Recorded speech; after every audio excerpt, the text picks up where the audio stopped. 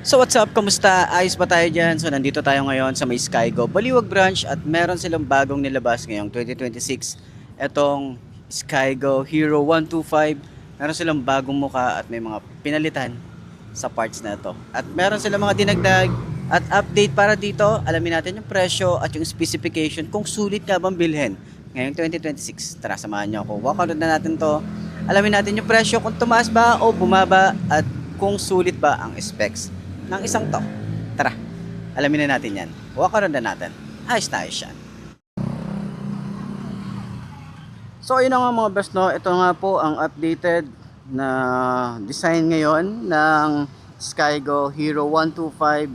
Meron silang bagong nilabas ngayon at may dalawang unit dito na dumating. So kulay black sila and may decals na kulay yellow. May lining dito, may yellow din dito. So, ayan, kung mga naghahanap ka ng pang trail bike, pwede ang isang to. Naka dual sport na rin naman yung gulong neto. And update dito, syempre nakita nyo naman na sa walk around, pero papakita ko pa rin sa inyo, no. So, ang nabago dito ay yung kanyang panel gauge na digital na siya, pero medyo kakaiba lang, medyo weird lang sa paningin ko. Yung kanyang yung kanyang digital panel, kasi nga ang liit ng digital niya, tapos kakaiba talaga eh, parang robotics na, parang si Cyclops yata to. So syempre yung kanyang headlight is naka bulb type pa rin or halogen bulb, pero sana nag-upgrade na rin sila ng LED, and then sana din dito sa kanyang taillight is nag-upgrade sila ng LED. So ano ba yung mga nabago pa rito? Yung decals niya, gumanda yung decals, mas naging sporty looking. Meron pa rin naman tayo ditong guard or lever guard, 'di ba? Pag mga high speed kasi eto napipigilan nito na hindi masaktan yung ating mga kamay. Tapos naka-upright position. Okay, so upuan natin. Ang dami nating sat-sat.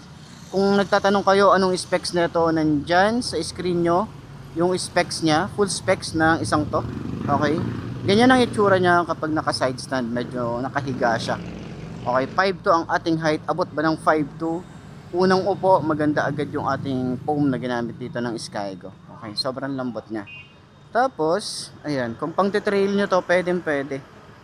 Malambot to, ang lambot ng shock.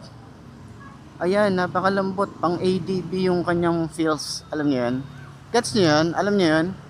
Pang ADB yung ano niya, yung feels niya. Ayan, maganda. I-rate natin yung shock niya, nasa 9/10. Tapos yung sa likod, maganda rin, same. Okay, so wala namang perfect na shock. Turning radius niya malawak din, may space pa tayo rito. Okay, para sa legroom natin malawak din, may space pa tayo rito. Sa mga gamit natin dito is pwede nating ilagay. Tsaka kagandahan na ginawa dito ni Skygo, ito matte finish, parang scratch resistance. Kasi yung iba kasi ginagawa dito ay ilalagay ng gamit tapos nagagasgasan yung fairings natin dito. So yun, at least dito matte finish na parang scratch resistance. So sa upuan pang long ride, good sa akin to kasi nga malambot. Sobrang lambot niya. Ayan o, sobrang lambot. Kahit sa OBR malambot. Ang ano ko lang dito, comment ko lang dito dahil hindi naman ako sanay sa semi-automatic. Semi-automatic po kasi ang isang to. Okay, wala silang nilabas na declutch. Pero sana maglabas sila ng declutch. Kagaya ko, hindi ako marunong mag semi-automatic. Parang feeling ko hindi ako safe pag hindi ako naka-clutch. Alam niyo yun? Pag nakahinto. So, yun lang naman. Para sa akin lang naman yun. Pero yun nga, sa tingin nyo, sulit nga bang bumili ng ganitong motorcycle? Dito sa may Skygo Baliwag branch, available po yan. Or kung saan mang Skygo na malapit sa'yo, puntahan mo na lang. Available na po ito nationwide. Okay? So, sa presyo niya, makikita niyo naman sa screen kung magkano nga ba ang presyo ng isang to. Ayos na ayos yan, diba? So para sa mga nakabili na nga pala nito, paulit-ulit kong sinasabi, i-share nyo dyan sa comment section ano yung mga naging experience nyo, bad or good man yan. Para at least ma-share natin sa Skygo or Monarch, diba, na kailangan na lang i-improve ang isang to. Diba? Open naman tayo sa criticism, diba? Sa mga critics dyan, i-open tayo. So medyo mahirap lang siyang i-center stand. Medyo nabibigatan ako. So yun lang naman magiging comment ko dito sa motorcycle na to. Ayos. This ain't just a motorcycle. It's a promise. Yeah. Yeah. Empty pockets, heavy dreams inside my soul. Walking through the rain, trying not to lose control. People judged my ride, said I'd never reach the sky, but they never saw the fire that was burning in my eyes. Every scratch upon the paint tells a different story. Not about perfection, it's about surviving the journey. Every mile I ride is another lesson learned. Every bridge I cross was another fear I burned. I don't need a crown made of gold to feel alive. As long as these wheels keep rolling, I'll survive. The road may break me, but it builds me too.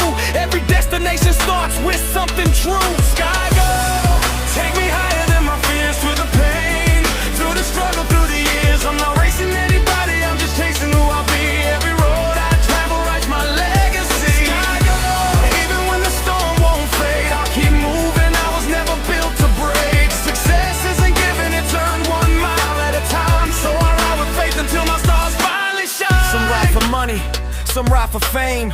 I ride because tomorrow can't erase today's pain. The engine keeps talking every time it starts, saying never quit, that's where greatness starts. My family waiting every night back home.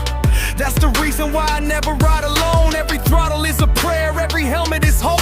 Even on the hardest roads, I still learn to cope. Look beyond the brand, look deeper than the chrome. Real success is making sure your loved ones make it home. A motorcycle can't change who you are inside, but it can carry the dream you refuse to hide. Sky go, this is more than ceiling speed, it's the courage. Every dream I